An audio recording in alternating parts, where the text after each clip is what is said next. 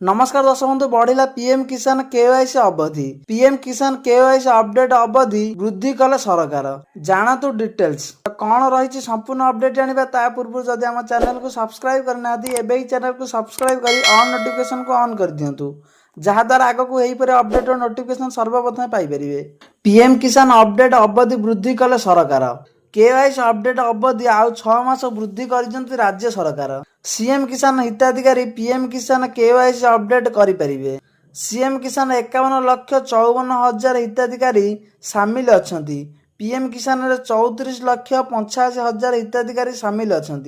प्रधानमंत्री किसान योजना रे 21तम किस्ती पाई अपेक्षा करिथिबा लक्ष लक्ष चाषी एक सतर्कता आसुची अर्थात प्रधानमंत्री किसान सम्मान निधि योजना पीएम किसान रे एक बड़ परिवर्तन करा जाउची। प्रधानमंत्री किसान योजना अधीन रे पंजीकृत चाषी मानक पई ई केवाईसी करिबा एबे बाध्यतामूलक करा जायछि। हिताधिकारी परिचय जांच करिबा एवं ठकेईरु रक्षा पाइबा पई सरकार एक प्रक्रिया कार्यकारी करिसेंती। यही प्रधानमंत्री किसान सम्मान निधि योजनार माध्यम रे चाषी अकाउंट को 6,000 टंका पठा जाए।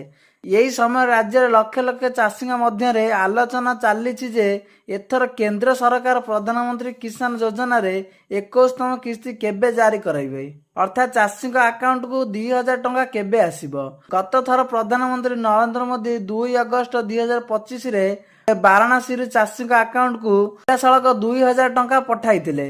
यही समय प्राय 20,500 कोटी टंका 9.71 कोटी अधिक चाषी निकट को स्थानांतर करा जायथिला।